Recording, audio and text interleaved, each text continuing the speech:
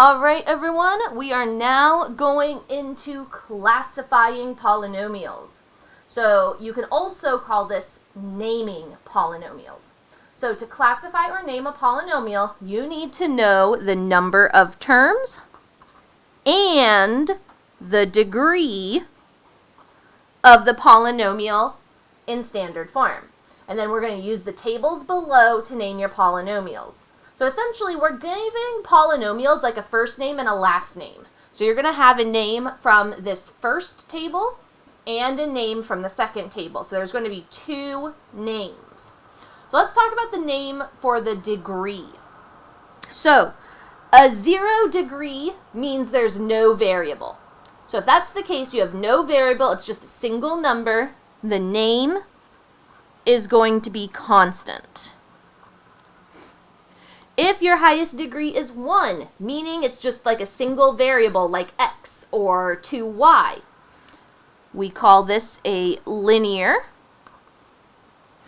If your highest degree is 2, so it's a square, we're going to name it quadratic. If your highest degree is a 3, the name is cubic. Highest degree is a 4, that is quartic. Highest degree of a 5 is quintic. And that's where the individual names stop for degree.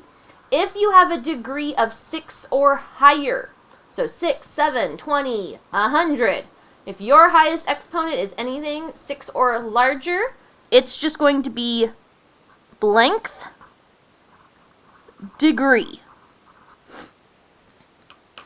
Meaning, say it was x to the 8th, we would call this 8th degree. As an example, if it was x to the 12th, it would be the 12th degree. If it was x to the 50th, it would be the 50th degree, and so on and so forth. So you pick a name from this table, then you pick a second name from this slightly smaller table, and this is by the amount of terms that are in your polynomial. If your polynomial is a single term, it gets the name monomial.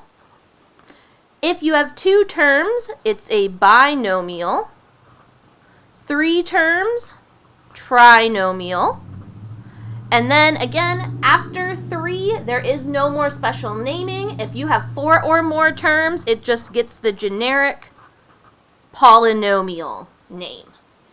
So again, make sure you have one name from each table.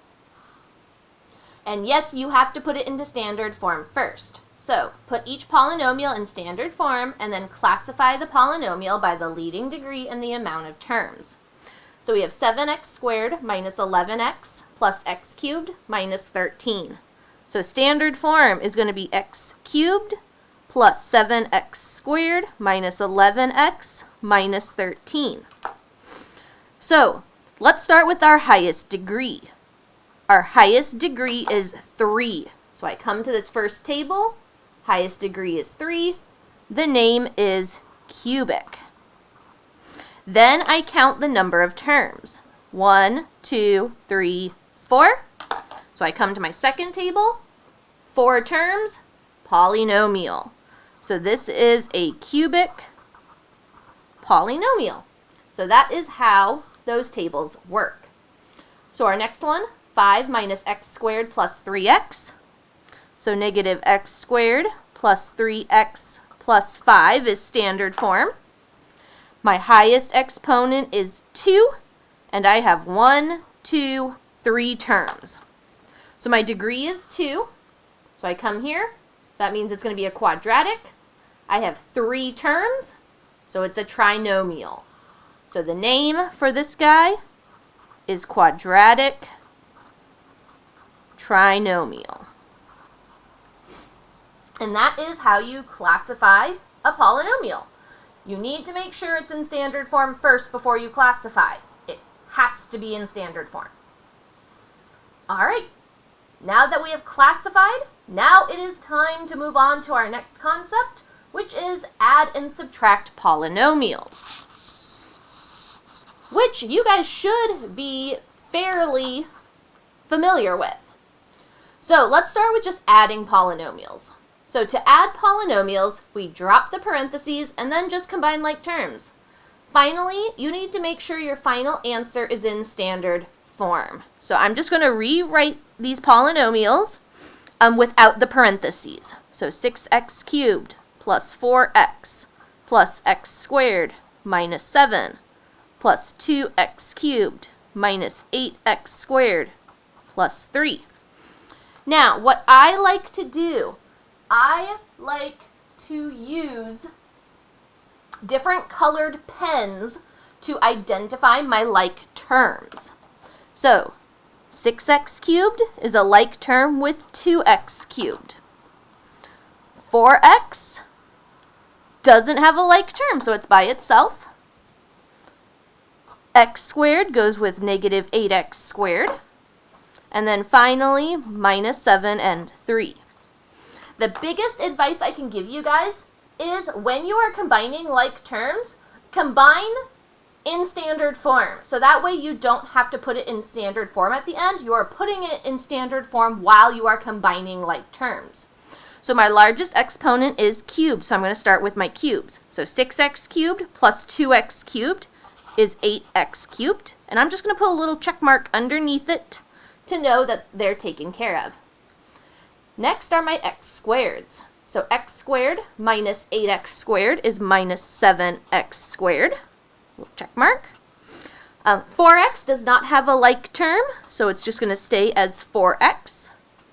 And then negative 7 plus 3 is minus 4. And there we go. We have added those polynomials. Now for subtracting polynomials. There's only one step that you have to do first before you can combine like terms, and that is distribute the minus sign. So this minus sign that I have right here, I'm going to distribute to everything in the second polynomial, and then I will combine like terms. So we have 3x squared y squared plus 2xy squared plus 6x squared minus 2x squared y squared minus 3xy squared and then plus 2x squared. So 3x squared y squared is a like term with negative 2x squared y squared. 2xy squared goes with minus 3xy squared. And then finally, 6x squared and 2x squared. So we have x squared y squared minus xy squared plus 8x squared. And there we go, adding and subtracting polynomials. We have one more concept to do, and that is multiplying. So hang in there, guys.